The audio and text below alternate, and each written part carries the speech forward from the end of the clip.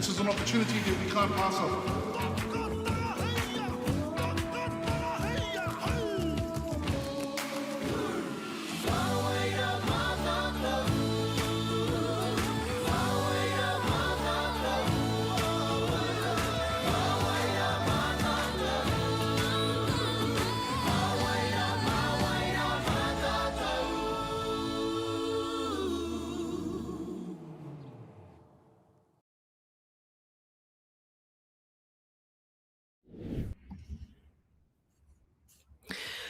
Tēnā koutou e te iwi, kia ora and welcome to this match. E hikaka ana tātou, kia whakapāhotia tēnei tukinga. Welcome to Matamata College, where we're gearing up for another exciting chapter in the 2026 New Zealand Secondary Schools Central North Island First 15 competition. And this game is between Matamata and also Francis Douglas Memorial College. Ko rā here te mutamu aho, and it's a pleasure to have your company as the home side, Matamata College, prepares to host the visitors from Francis Douglas Memorial College in this round 9 encounter.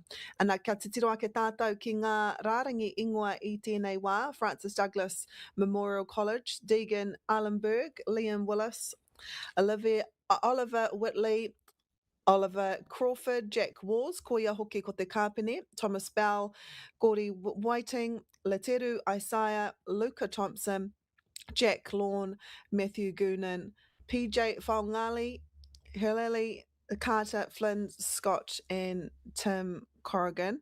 Ana kia te tino ake tātou I nāianei ki te rārangi ingoa o Matamata as we look now to the home side's starting lineup. Richard Clothier, Tyler Hauraki, Patrick Keenan, ko ia hoki e noho ana hei kāpene tuarua, ko rāwa ko Anson Waru era. Harry Collins, Liam Pollard, Zeth Horn Johnson, Hoani Wilson, Max Swap, Daniel Sherrard, ana kua whakaingoatia ko Anson Waru. We also have Oni Naiti Ngā Tamabua. We've got Tūrongo Rāpana, Shepherd Richards, Dylan Goodwin, and Troy Loveridge. Ana, hei whakamohio atu kia koutou, tīmata I tēnei tukinga hei te kaumātahi karaka I tēnei ata. So we should see a start in the next few minutes. Engari nau mai koutou katoa, ki tēnei tukinga. Mō ngā kapa whutupōro, mō ngā kura tuarua o te puku o te ika ara te Central North Island First 15. Kei te kura o Matamata tātou I tēnei rā, ko ngā kapa e tūtaki ana ko te kapa no te haukainga ko Matamata College tērā, kua pōheri atu ki te kura o Francis Douglas Memorial College. He whakataitai tēnei, e whakakotahi ana I ngā kura te kau o te puku o te ika, e whakātu ana I te kaha, te pūmanawa me te ngā kau titi kaha o ngā kaitākoro rangatahi o Aotearoa. He tuāpapa nui tēnei, hei whakawhanake I ngā kaitākoro moa pōpō, me te whakanui hoki ngā tikanga me ngā taonga tuku iho o te whutupōro a kura. Kua tai atu tātou I nāianei ki te rauna tua iwa o te whakataitai.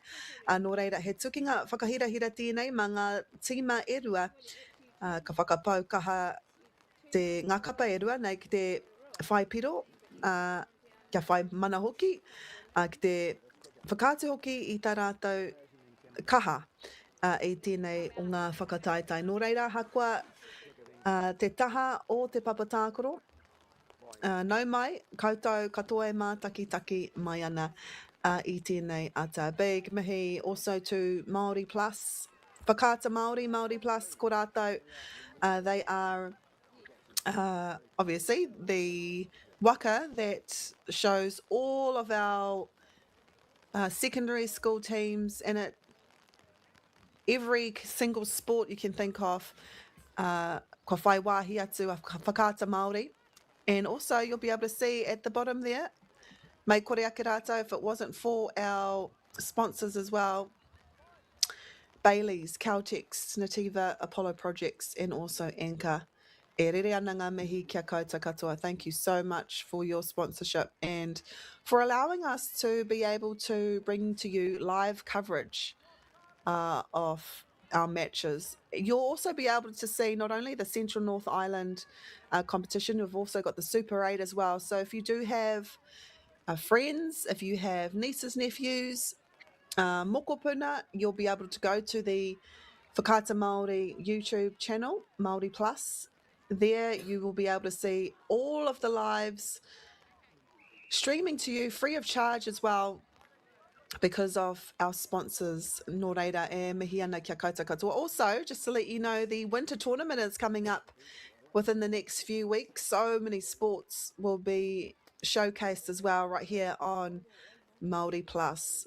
We're very, very excited to bring you that coverage. So just to let you know, the Central North Island First 15 Rugby brings together 10 schoolboy teams from across the Central North Island, showcasing high-level competition, strong traditions, and also emerging talent. The competition highlights regional pride with an aim to provide consistently high level of challenging rugby fixtures. So the 2026 Central North Island schools, they are Feilding High School. They've got Francis Douglas Memorial College, who we will see soon take the field. You've also got Lindisfarne College, St John's College from Hamilton, St John's College also from Hastings, St Paul's, you've got Whanganui and Wesley, as well as St Peter's, Cambridge, and also Matamata, who are the home side in this game. And that koe rei ko te kapatuatahi e whakaeke mai ana. Be able to hear te hunga tautoko. So, ahakoa kai te heke te ua, despite the conditions here, not the best. It is choked here in Matamata, where the kai tautoko have made their way here to be able to support both teams. Great. It's a great site, actually, for ngā kapa e rua nei.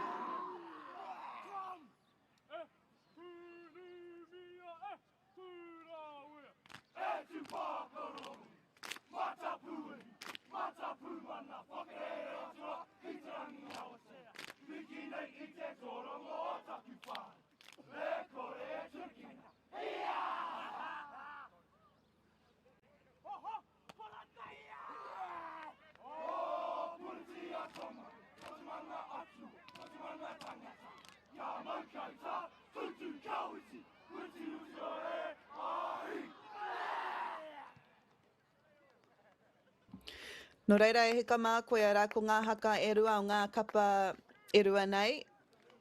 We have Matamata to the left of the screen. They are also the home side, Francis Douglas Memorial College, kei te taha matau. E rika rika ana ki te whakātu i tēnei tukinga. Just to let you know as well, at the moment, Francis Douglas are sitting on 7th place on the competition ladder. Matamata are at 8th, so it's going to be a pretty tight contest between these two teams. Bear in mind as well, Francis Douglas have only played 7 games compared to all of the other teams bar St. John's College. So they've still got a game to make up for, but despite that, kei te tūranga tuawhitu tonu rātou, ana e whakakotahi ana ngā kapa e rua nei. Hei whakarite i a rātou anō mō te tukinga nei. So Matamata will play right to left. Francis Douglas left to right. Te ahua nei, it looks like Matamata won the toss. So it was Francis Douglas that got the option of what end to play from first. And nei, kore te tātou mo te tukinga I Whanganui ngā kapa e rua nei. And with the season entering its final stages, every match carries extra significance e te iwi. So we have a kickoff right now, wanting to get it out of their own 22. It's a good kick there to get them out of their dangerous zone. Koe ara ko Francis Douglas, te ahua nei kei te hawhi wai tātou anō. Matamata College will have the first throw-in for the match. Looks like the rain has subsided as well, just in time for the start of this game. And ai waimari ana Matamata I pāwhaka mua I te pōro. Nā tētahi o te kapa o Francis Douglas, no reira ka whai wāhi atu, hoki a Matamata. Ki te rutu tuatahi o te tukinga nei.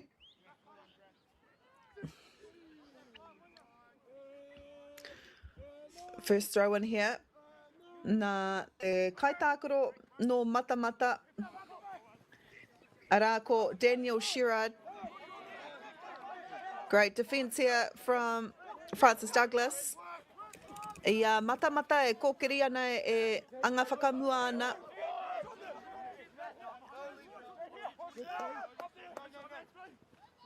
Daniel to, I think that was Max swap there. Ka huatu ki Anson Waru koia hoki ko te kāpene tuarua, the co-captain.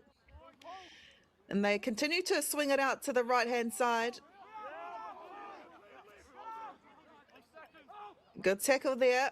Francis Douglas containing the home side to their own half. Engari, he hamne kua puta mai. First penalty. Not letting the ball go. No reira ka whai wāhi atu. Francis Douglas get the first penalty of the match.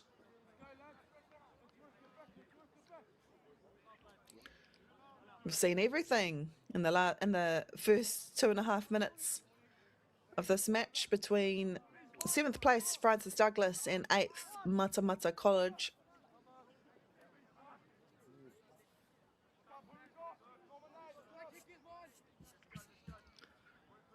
Hei, te tuawaru o tēnei, o te marama e tū mai nei tū ai te whiringa toa o tēnei whakataetai. So the grand final will be held on the 8th of August, so that's just next month. And the final weekend of play will be held hei tērā hei ngā rangi whakatā e haere ake nei.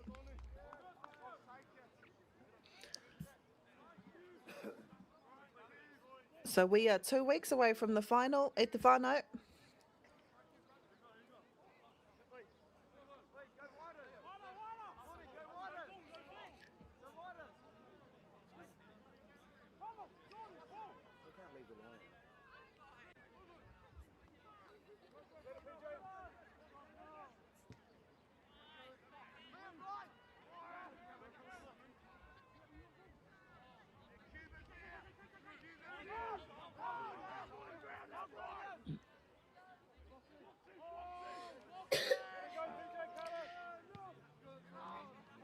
So this will be the final game for Matamata College.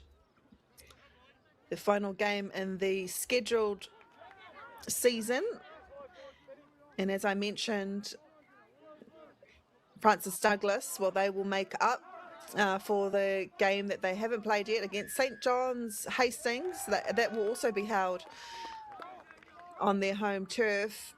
Speaking of home turf, Matamata College, they get the penalty. Kaore rātou mo te tūohunua i nā hoki.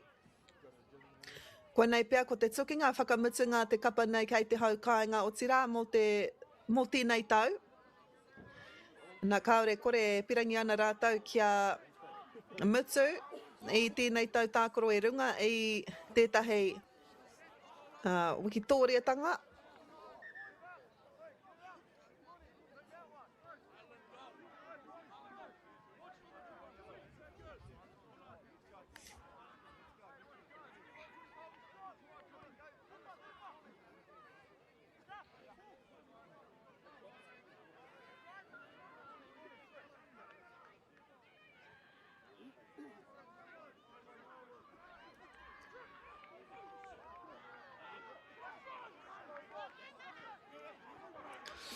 Nā kua whai wāhi atu a Matamata ki te pōro, i a rātou e koke ana ki te rārangi piro. You'll be able to see the try line just on the top left of our screen. Engari kua whai wāhi atu ko te huarere ki te pōro. He kaha no rātou i te taha ārai, kaore rātou mo te tūohu. Deflection there. Whoa! What a try! Individual brilliance there. Kare au I kite I tana nama, engari. It is Matamata College, the first points of the day. It was a class act there, te whānau. Him and kare au I kite I tana ingoa, I tana nama no hoki engari. It was between him and Max Swap defending that ball. They knew that ko tētahi no te kapa of Francis Douglas, a kick was about to come. And ka whai wāhi atu rātou ki te rārangi piro. So now, first 7 minutes of the match, it is the home side, Matamata College, with the first try of the morning. Tāria te wā ki te ai mena ka piki ake tērā nama ki te whetū, nā tēnei kiki te co-captain Anson Waru. Beautiful work there. 7-0 at the moment. Matamata College.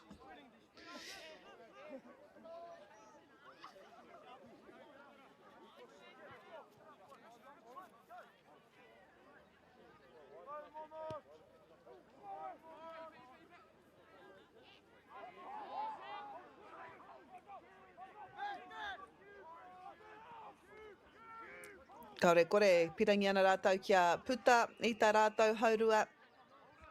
I nā hoki he mōrearea tēnei taha o te Pātiki.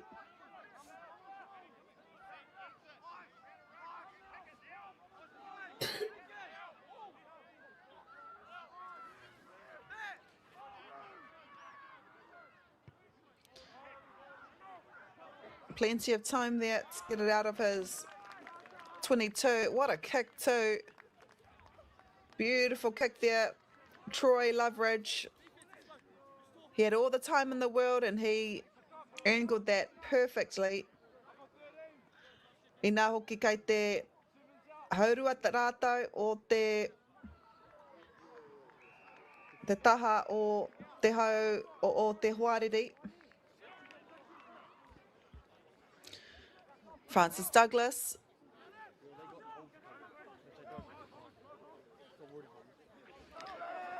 Looks to swing it to the right. He decides to go for it himself. Continue to the right here. Oliver Crawford. Luca Thompson. To their centre. Hurley Carter. Tim Corrigan there playing as a halfback. Luca Thompson back in his position. And as this play continues, the rain, bit of spitting conditions here. You might not be able to see it in our coverage, but despite that, we haven't seen any drop balls in the first 10 minutes of this match. Also caused slippery conditions, but great play from both teams. Matamata College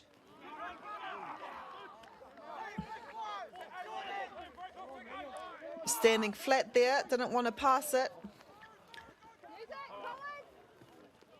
And as I was talking about the weather conditions, they're being seen in play right now.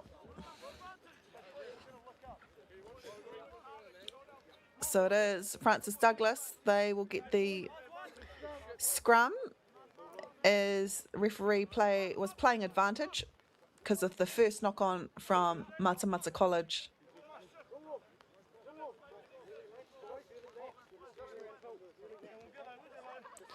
Big mihi to also our referees. Mei kore ake rātou, it's a hard job.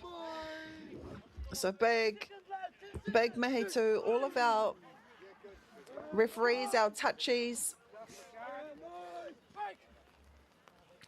having to brave these weather conditions as well. Francis Douglas with the ball.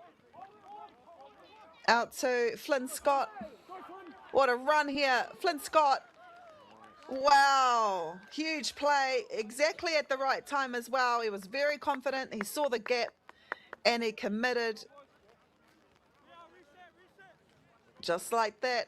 Kua piki ake, Francis Douglas, ki te rima tatau. Special moment there, Flynn Scott. One of his first touches off the ball.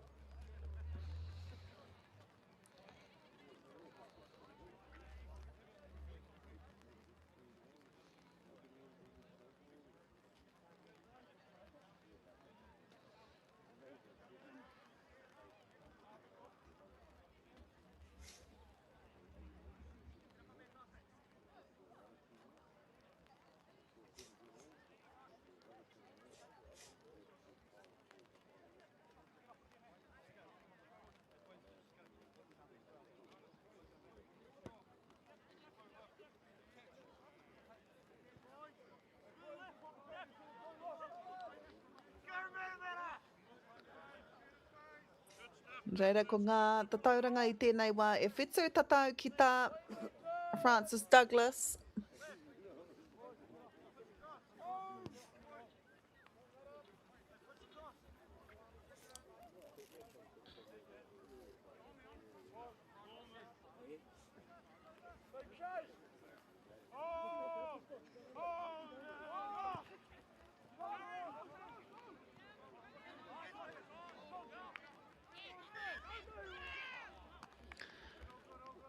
Advantage play to Francis Douglas. I nā hoki I pāwhakamua ai te pōro. Wet conditions. No reira ka whai wāhi atu. Francis Douglas ki te pōro.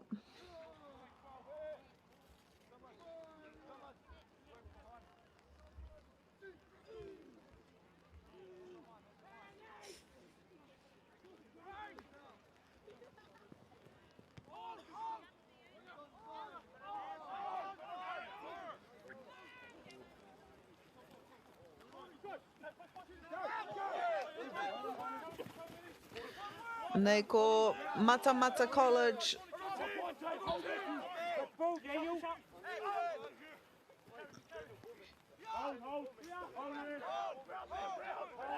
Rawe te taha ārai Francis Douglas I tēnei wā.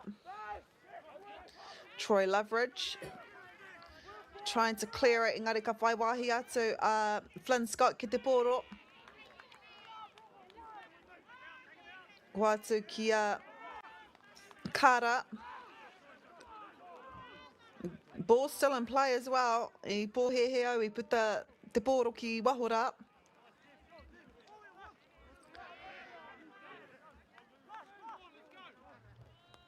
And they Francis Douglas.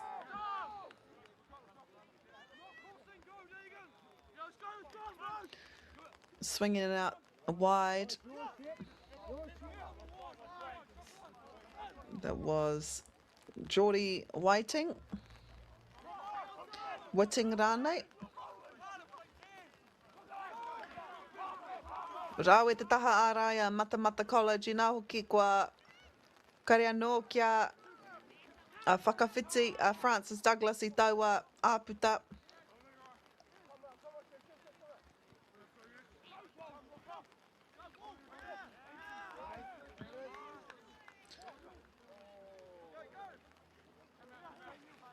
Still hold the ball here, Francis Douglas. Kua hipa ngā miniti te kaimari mai tēnei wā. Tim Corrigan out to the wing. Tackled out. No reira ka whai wāhi atu Matamata College ki te pōro.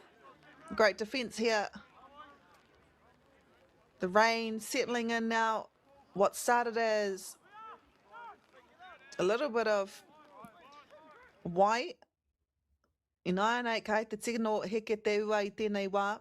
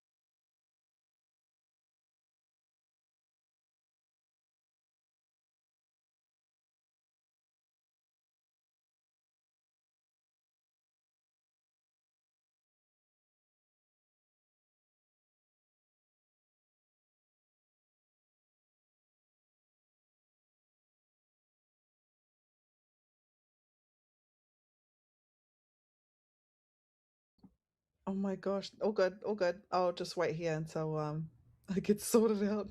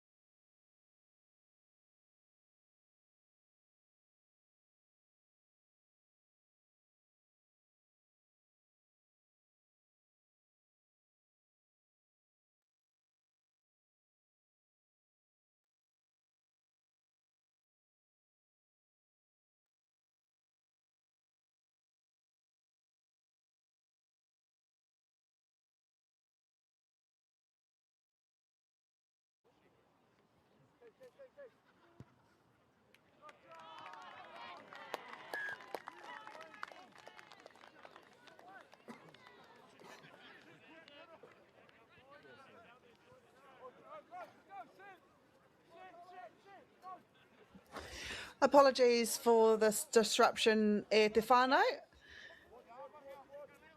We I hono mai tētahi atu tukinga because we live streamed so many games. Our link got hijacked, but we are back now, and we just witnessed the third try from Matamata College.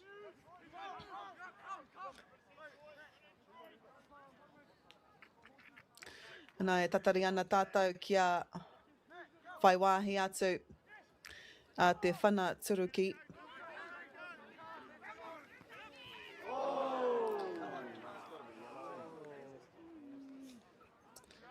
Luckily, our cameraman didn't catch that. Te ahua nei he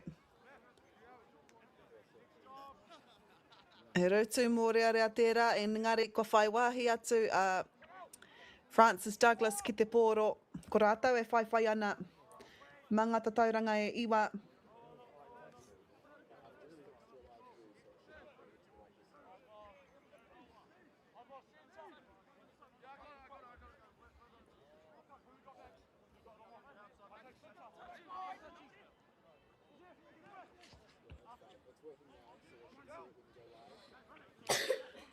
Nā e tatari ana, Francis Douglas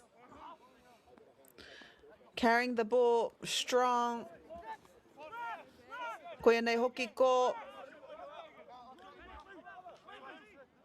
Francis Douglas, probably tētahi o ngā kitenga nui whakaharakaraka ki te ki wainga i a tātou. It was a test to see who would get to the ball first. And ko te whurupu peke tērā. Tim Corrigan just got to the ball before Dylan Goodwin. Matamata, however, got another opportunity. And they are Troy Loveridge. Mōrearea me te pōro. Passes it to Tyler Hauraki. He keeps going. Harry Collins there. Tackled. Another strong run here. Liam Pollard. Juani Wilson as fullback.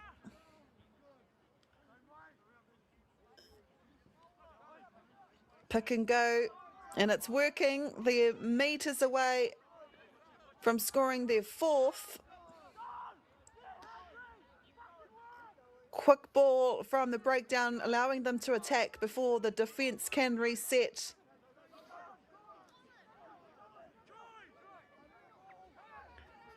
I don't know what phase this is. Engari, ka whai hua. Beautiful try. Ka rawe ngā mahira. That was Oni Ngati Ngā Tamabua.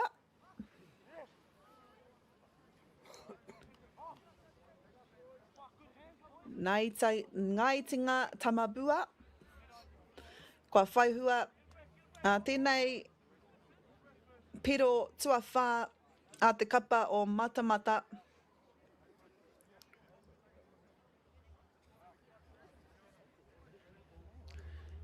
Kua tai atu tātou ki te hāwhiwai o tēnei haurua tuatahi.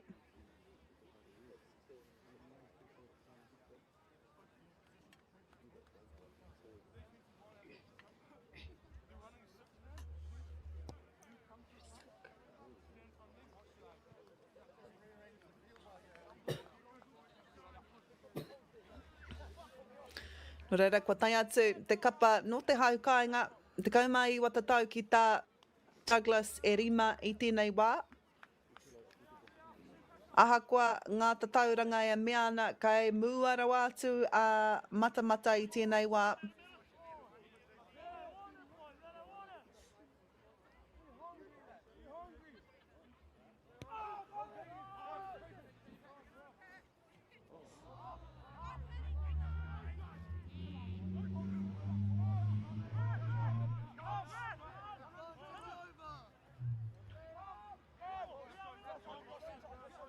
Francis Douglas me te poro e koke ana ki te rārangi piro a te hoarere.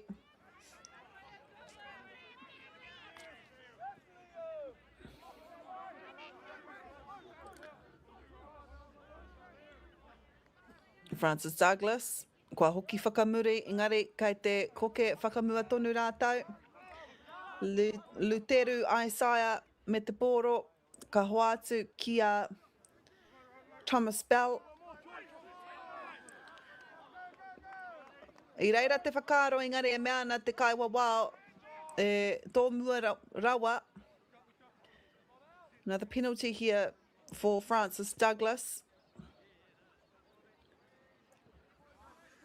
Ka whai wāhi atu hoki ki te rārangi.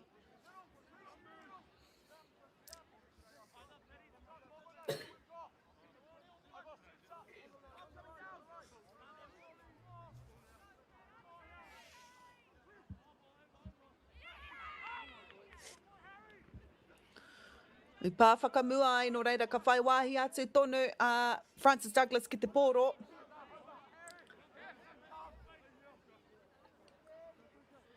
Great continuity from the attacking side. Each carrier is setting up for the next one.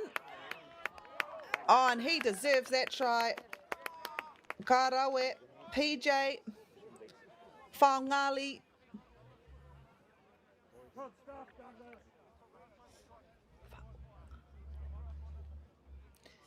Ko ia ko te nama te kaumarua. But if a droppy is the conversion as well, kia paki whakarunga ai from that try from number 12, PJ Whanganui. Ka whai wāhi atu kia te kaumarua tatauranga ki tā Matamata College, te kaumaiwa i tēnei wā.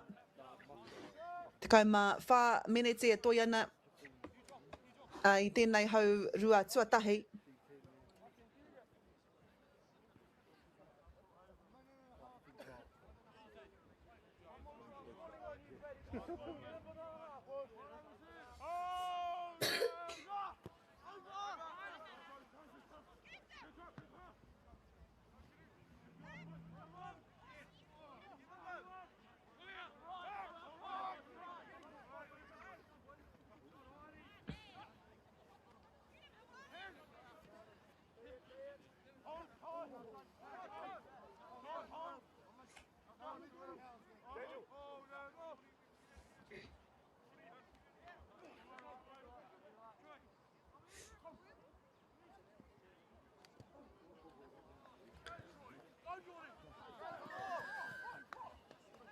Kua hamle here, Francis Douglas.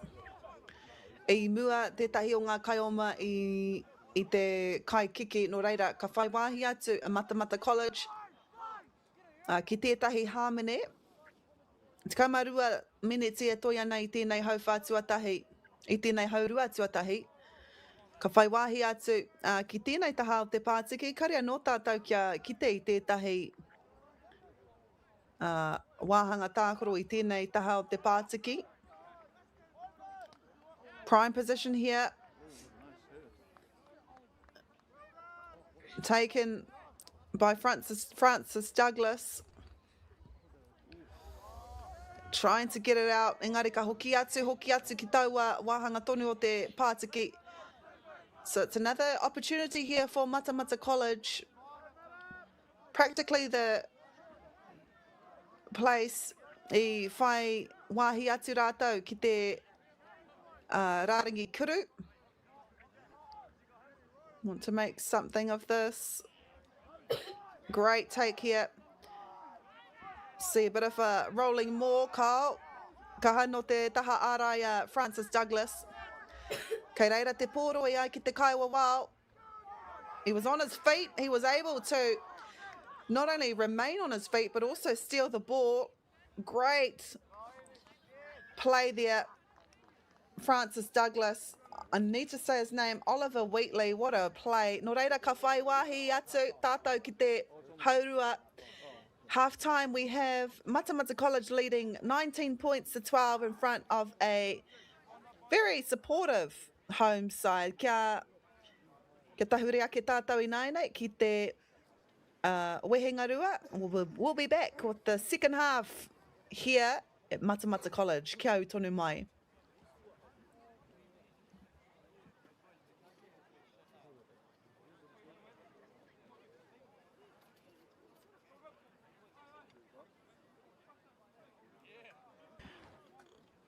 Thank you. Yeah.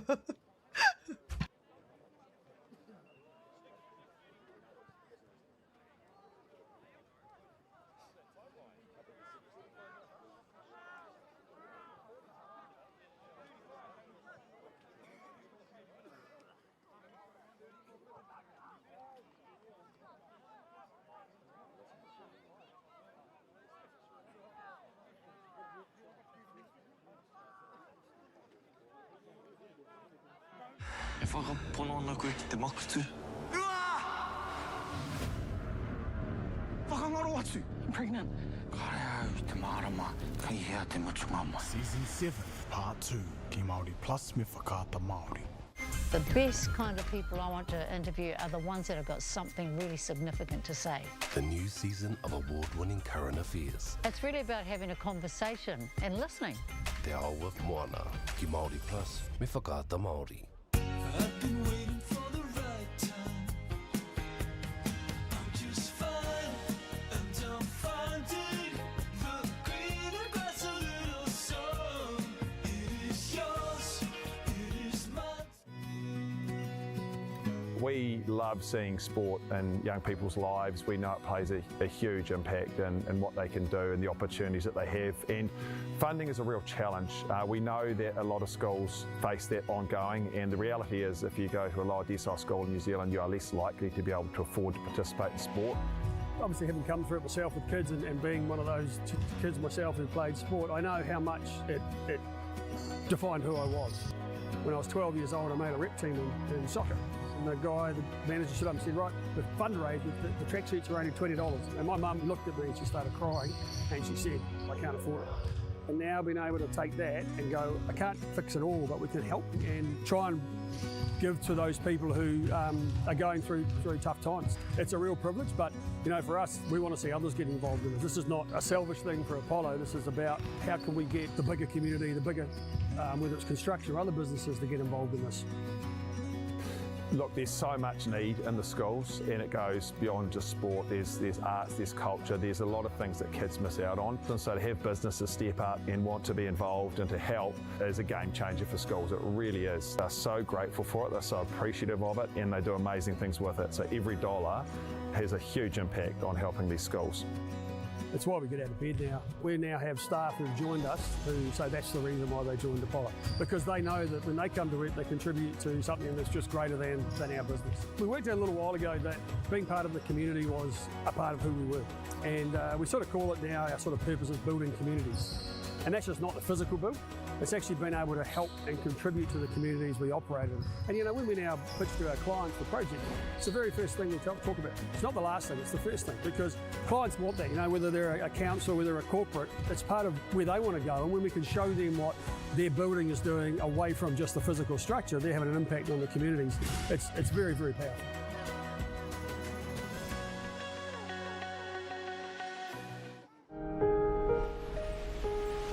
What makes Bailey's altogether better?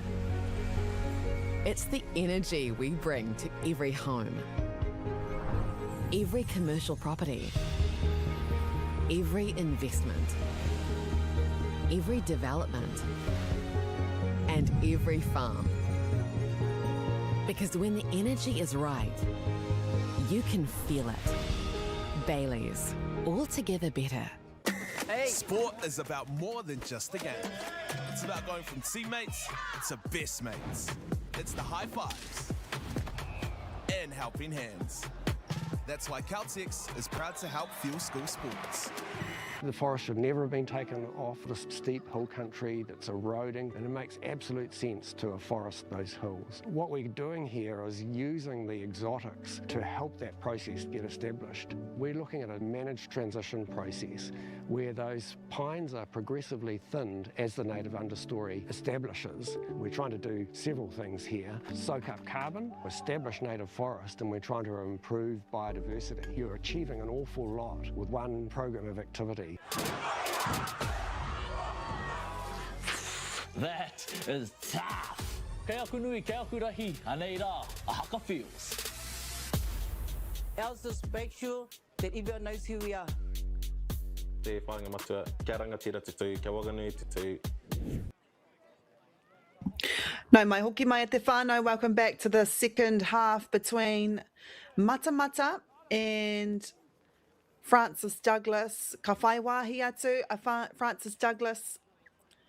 Ka noho ko rātou te kapa ka timata i tēnei haurua tuarua. Very, very exciting first half for both teams.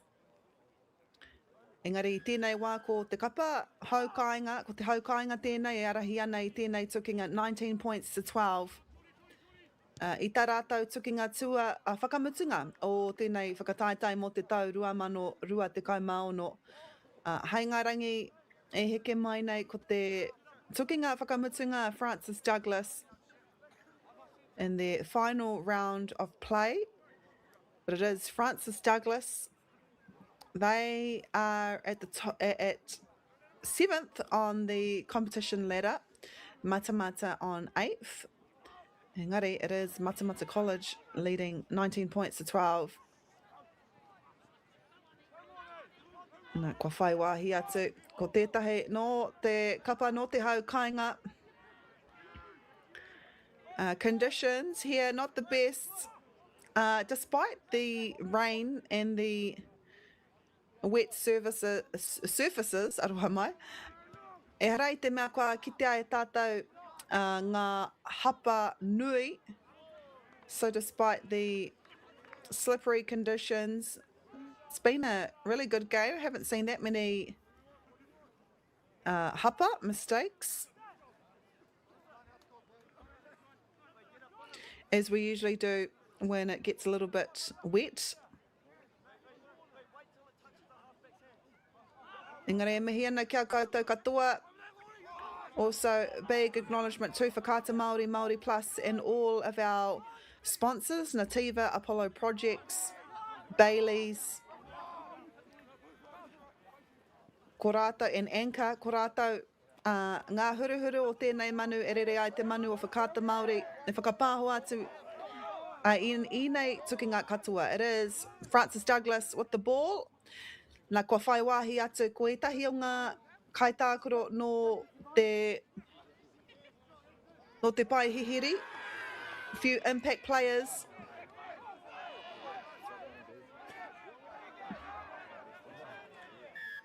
Ko wai ka whai wāhi atu ki te pōro.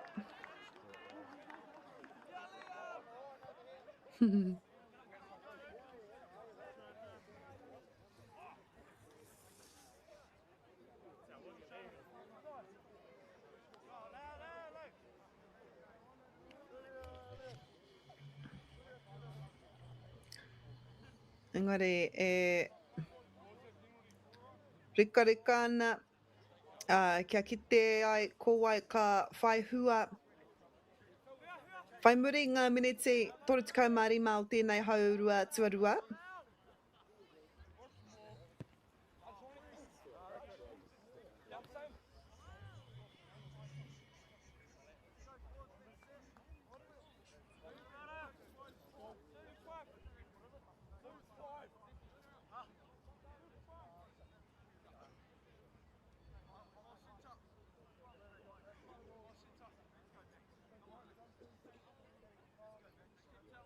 Nā ko Francis Douglas ka whai I te kuru.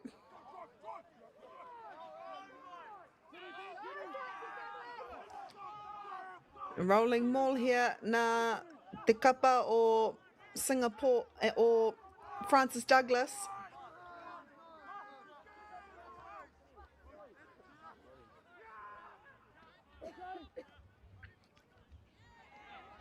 Ko atu ki tetahi o ngā kaitākaro, te kaumārua no te kapa Francis Douglas. PJ, whao ngali, ko ia hoki ko tētahi o ngā kaitākaro I whakawhiti te rārangi piro, one of our try scorers for Francis Douglas in the first half. E pupuri tonu nei ia rātou te pōro I tēnei wā. Francis Douglas still with the ball.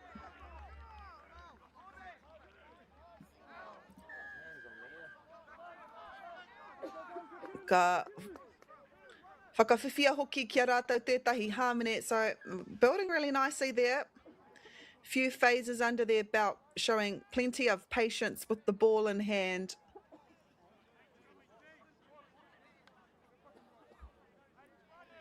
Also, great defence there, Matamata College. Their defensive line stayed connected throughout that whole play. And they want to force the attack backwards with every collision. Engari ka whai wāhi atu Francis Douglas ki tēnei rutu. Kua hipa ngā miniti e rima o tēnei haurua tuatahi, tuarua aroha mai.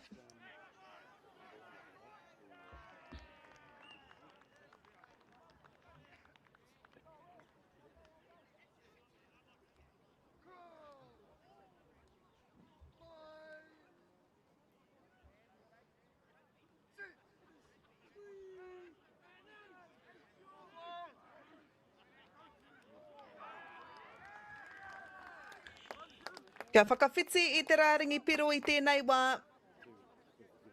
Kia piki whakarunga ai rātou. E whai noi hoana ma ngā tatauranga e rua I nāinei, nā tēnei kaitākaro. Good stuff, Douglas. Lay it down there. Beautiful play. At exactly the right moment, threatening, he's been threatening all game actually, and he gets his reward. Nā ka kitea e tātou mena rānei, ka ōrite ai ngā tatauranga. And that kick from Jack Lawn equalises scores now, 19 points to each team. No reira, kaore kore e rika nā tātou ki te kite, ko ai ka whai hua I tēnei haurua tuarua.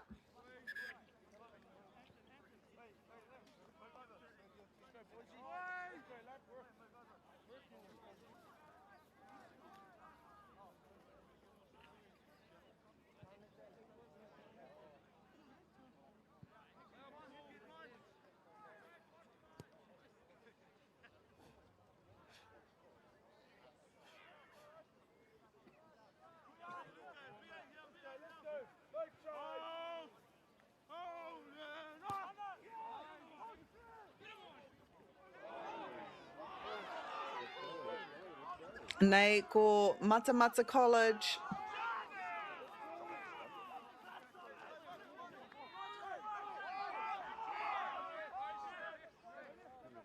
Ka whai wāhi atu ki te taha maui o te Pātiki.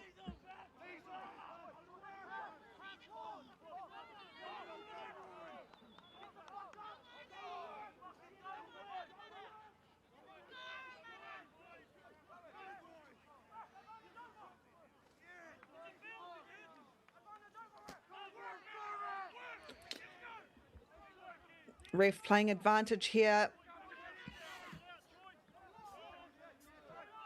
But if I arm wrestle here, Matamata working great. And it's a great example of 15 players working together. Everyone knows their role. Communication is across the park. Not forcing anything. And keeping their passes short as well. Engari, knock on. Unfortunate there for Matamata. Great defence though. Francis Douglas. Sometimes your best attacking plan is outstanding defence, and that's exactly what we've seen. Francis Douglas defending well, especially because the try was about 7 metres away.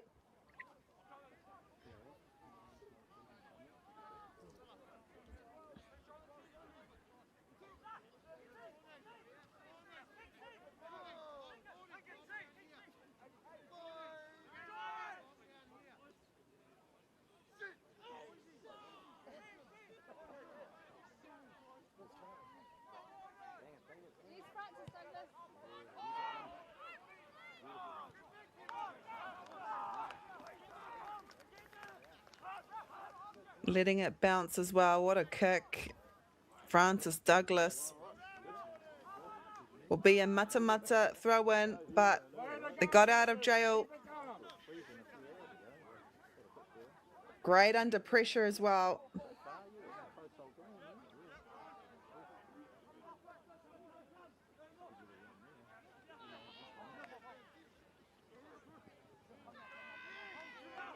Go get edge, get wide.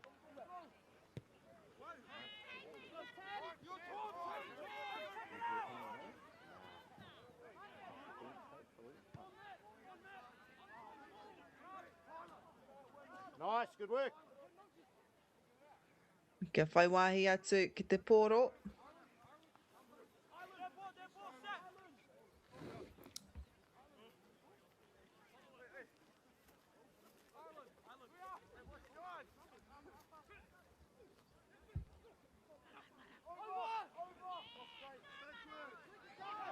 Kāore, tō tika te kuru e ai ki te kaiwawao.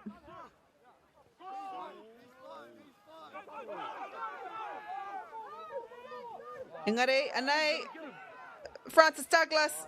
Oh, what a tackle. Under pressure. Great tackle there. Dylan Goodwin. Try-saving tackle, may I add. Kua hipanga minutes te kaumatahi tēnei haurua tua rua. Rua te kaumawha minutes e toia nei nai nei.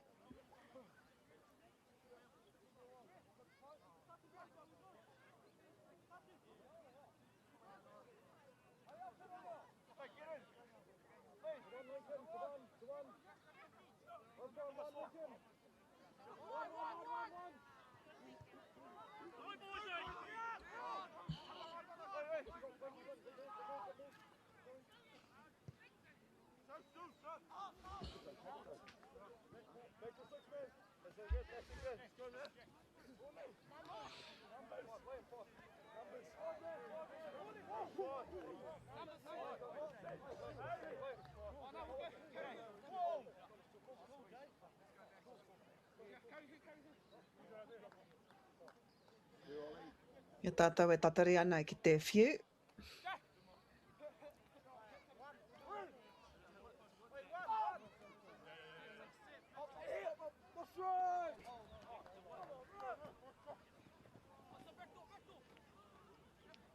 Francis Douglas from left to right. Nui ngā kuru kia tai atu ki ngā ringaringa.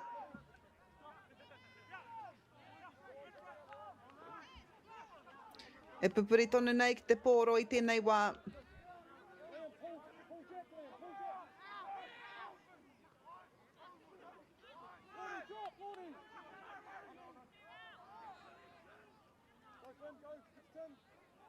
It's turnover though. Great kick. Kua tau atu hoki ki waho. Kia puta i tā rātou ake hau whā.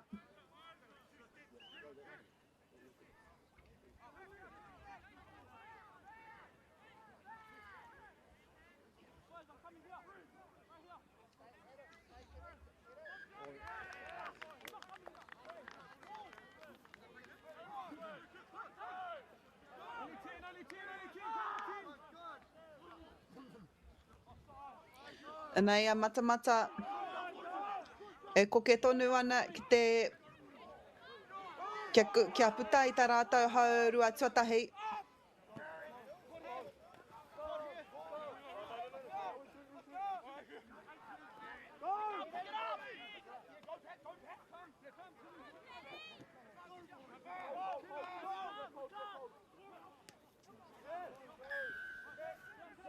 Engari, nā te kahaheki o te ua kua pātu tērā momo ki te pōro.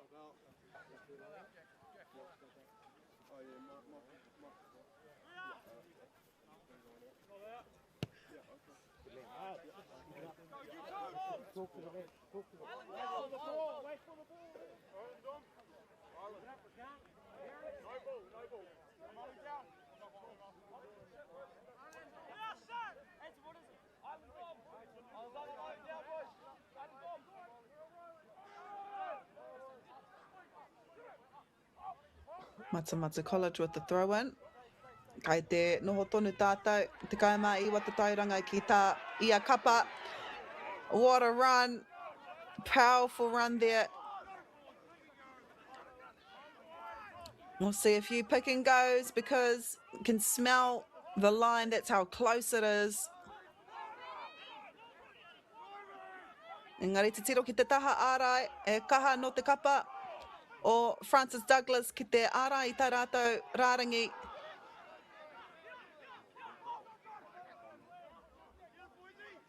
Great attack, but also great defence from both teams under pressure.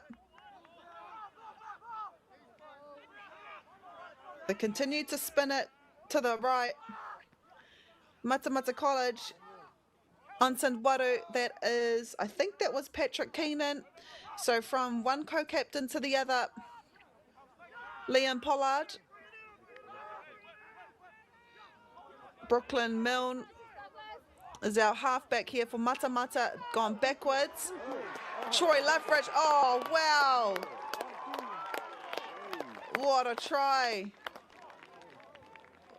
Time is called though. I think he's just going to talk to the touchy to see if there's any reason why that try shouldn't be allowed. But gosh, he ended up going back. I'm thinking he's asking the touchy to see if he may have shepherded or anything. No, it's been allowed, so it is. Matamata College. They lead by one try, one unconverted try at the moment. Should be able to get this as well.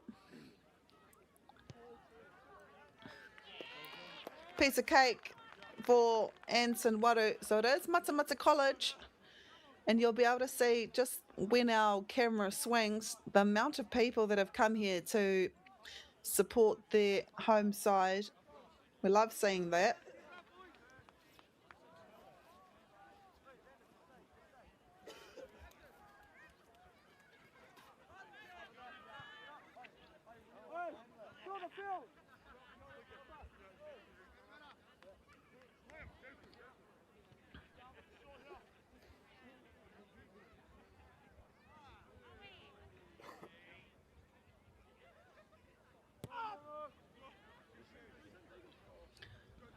No reira, toi ana ko ngā minete e waru I tēnei tukinga. 8 minutes to go in the second half. Koe nei hoki ko te tukinga whakamutunga Matamata.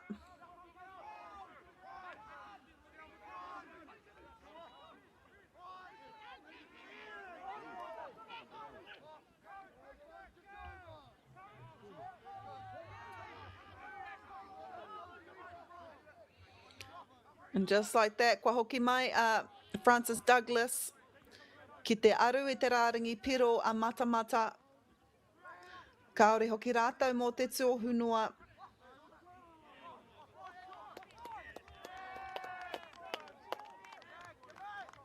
Ngari ai ki te kaiwawao. He hapapaku I raru ai a Francis Douglas.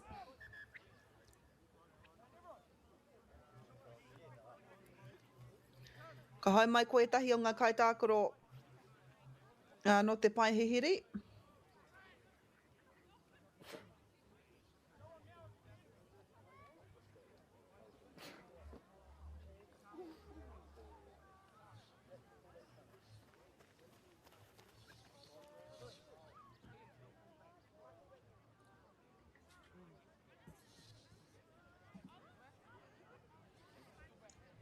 Okay.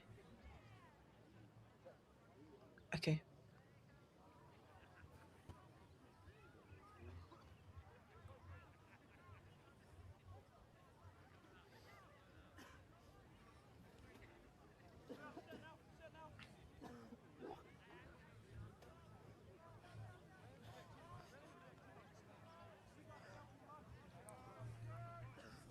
Oh, yeah. Okay.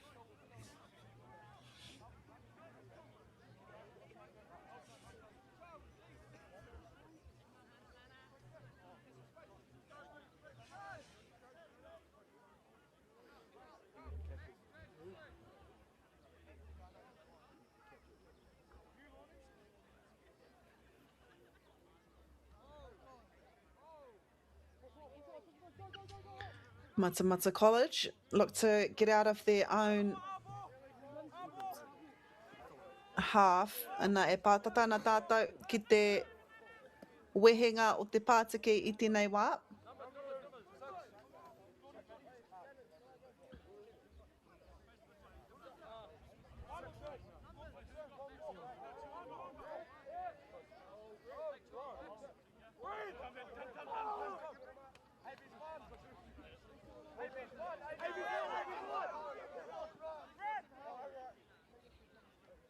E re tonu nei, Francis Douglas.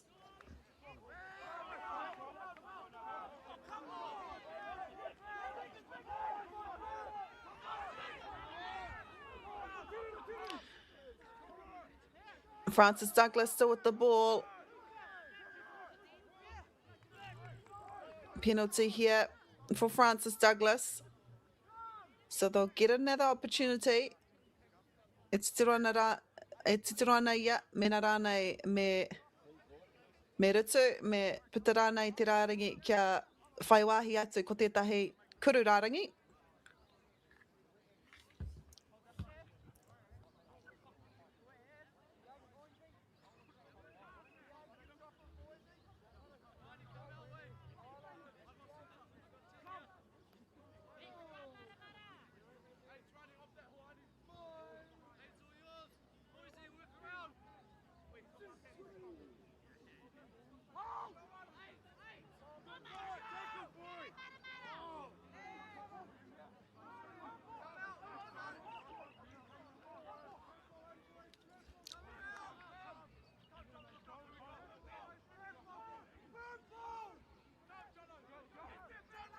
Nei, koki ana ki te rārangi I tēnei wā. Great defence, Matamata College.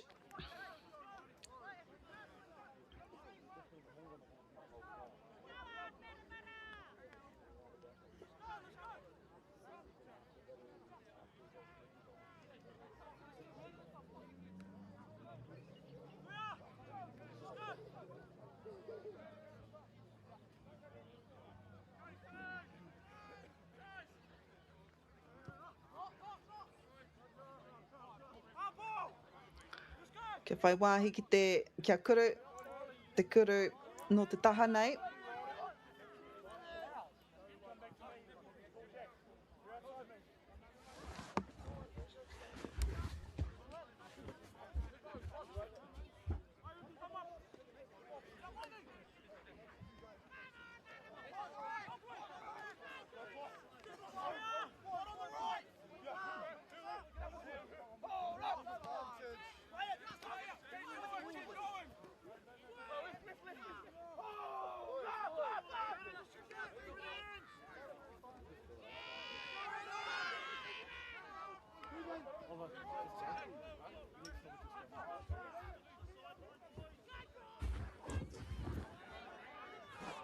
E whetu, kaute te wehenga.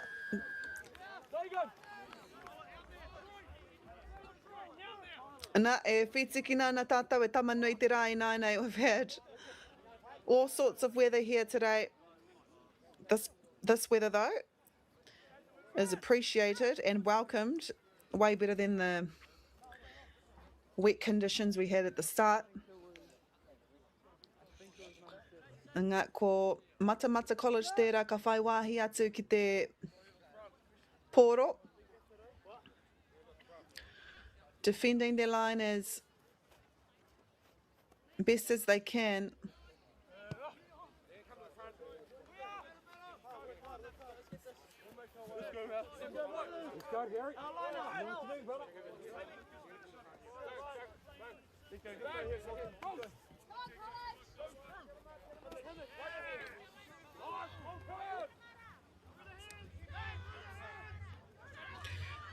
Out to the left, Matamata College, looking dangerous with the ball. Ko rātou hoki tonu e arahi ana mangata tauranga e whitu, also playing advantage. So whatever happens here, Matamata will continue to hold the ball. Great defence, Francis Douglas. That's the halfway. Brooklyn Milne. Bit of a nudge here. But we will go back to that advantage the referee was playing just over halfway. Ka whai wāhi atu hoki ko Matamata ki te pōro I tēnei wā.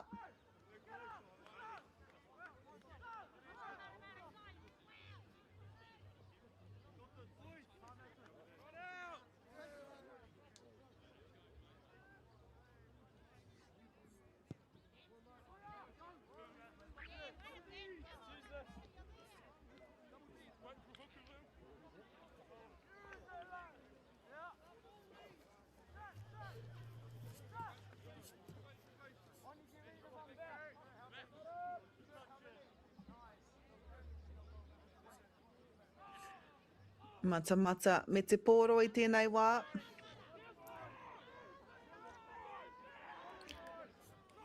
Me te aru I te rārangi. Kia pai ai. Kia piki whakarunga ai anō ki rātou. Mā ngā kaute pūrua.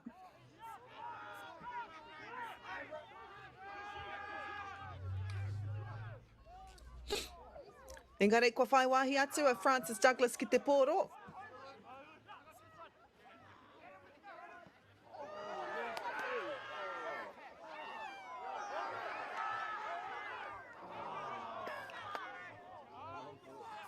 Wairua toa kaore rātau I eke.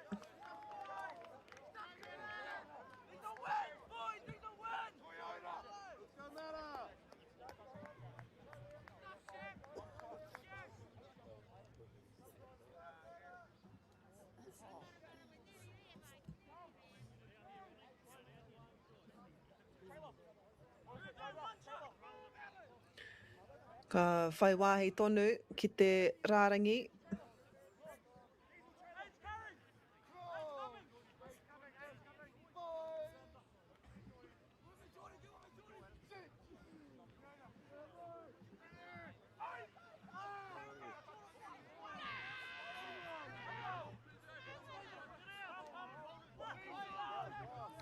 E ko ke tonu ana ki te rārangi pero Matamata College leading by 7 me tā rātou hiahia kia piki whakarunga ai.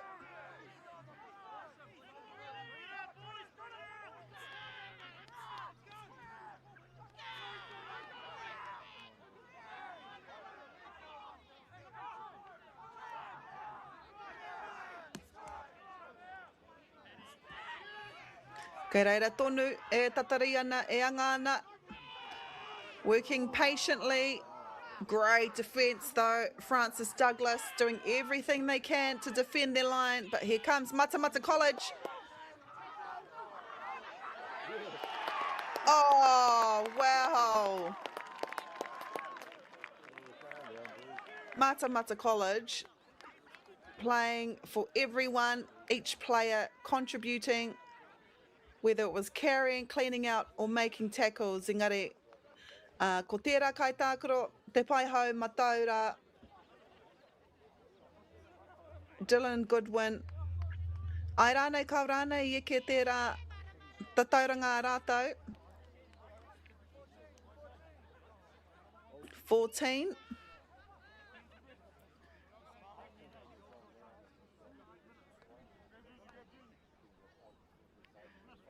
So there's our try scorer there, and he's been yellow carded. Nō reira, wairua toa, kaore tērā I eke.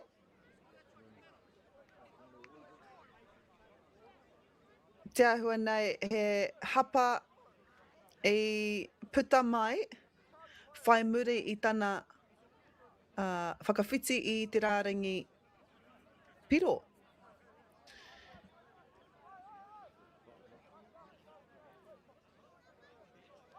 But this try was still allowed.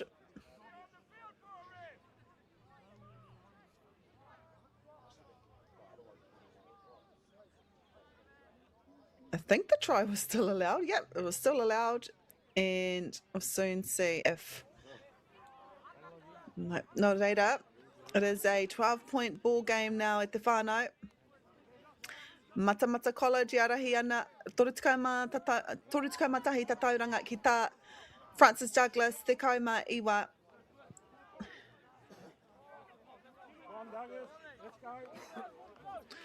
Taku whakapai he mea nanakia I puta mai whai muri I tērā pironga.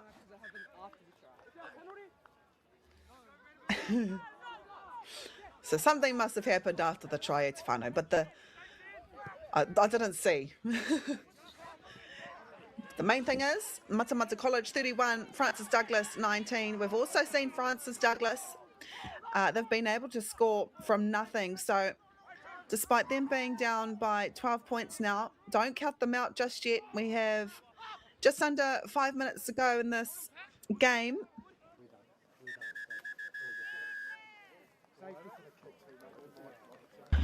Nā te ahua nei kua mutu tēnei tukinga. I nā hoki e mōrearea mena ka haere tonu te tukinga nei I te mea kai te whara tētahi. Engari e mihi ana kia koutou katoa Matamata College winning this match 31 points to 19. E rere ana ngā mihi kia koutou katoa. Thank you for tuning in to us this morning here from Matamata College. E te ti, e te tā, hei kona maira. Enjoy your day.